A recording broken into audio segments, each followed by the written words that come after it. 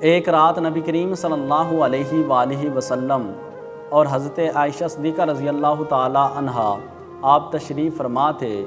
پورا آسمان ستاروں سے بھرا ہوا تھا، تو حضرت عائشہ صدیقہ رضی اللہ تعالی عنہا آپ نے نبی کریم صلی اللہ علیہ وآلہ وسلم کی بارگاہ میں سوال کیا کہ یا رسول اللہ، دنیا میں کوئی ایسا شخص بھی ہے جس کی نیکیاں یہ آسمان پر جتنے ستارے ہیں ان کے برابر ہوں؟ تو نبی کریم صلی اللہ علیہ وآلہ وسلم نے فرمایا، ہاں عائشہ، وہ شخص دنیا میں موجود ہے۔ تو حضرت عائشہ صدیقہ رضی اللہ تعالی عنہا آپ نے عرض کی، یا رسول اللہ، اس کا نام کیا ہے؟ تو نبی کریم صلی اللہ علیہ وآلہ وسلم نے فرمایا کہ اس کا نام عمر ہے۔ جب یہ سنا تو حضرت عائشہ صدیقہ آپ سوچ میں پڑ گئیں۔ تو نبی کریم صلی اللہ علیہ وآلہ وسلم نے فرمایا، عائشہ کیا سوچ رہی ہو؟ تو حضرت عائشہ صدیقہ رضی اللہ تعالی عنہا آپ نے عرض کی، یا رسول اللہ، میں سوچ رہی تھی کہ آپ میرے والد محترم حضرت ابوبکر صدیق کا نام لیں گے، لیکن آپ نے حضرت عمر کا نام لے دیا۔ تو نبی کریم صلی اللہ علیہ وآلہ وسلم مسکرا دیے اور آپ نے فرمایا، مجھے اللہ کی قسم، صدیق کی ایک غار والی نیکی وہ عمر کی تمام نیکیوں پر بھاری ہے۔ جب یہ سنا تو حضرت عائشہ صدیقہ رضی اللہ تعالی عنہا آپ کو اطمینان ہوا۔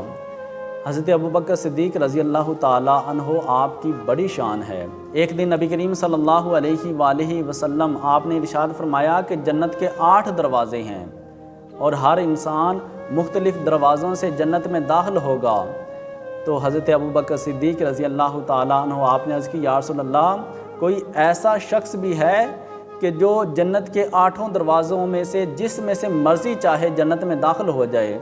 تو نبی کریم صلی اللہ علیہ وآلہ وسلم نے ارشاد فرمایا کہ ہاں ابو بکر، وہ شخص دنیا میں موجود ہے جو جنت کے جس دروازے سے چاہے گا جنت میں داخل ہو جائے گا۔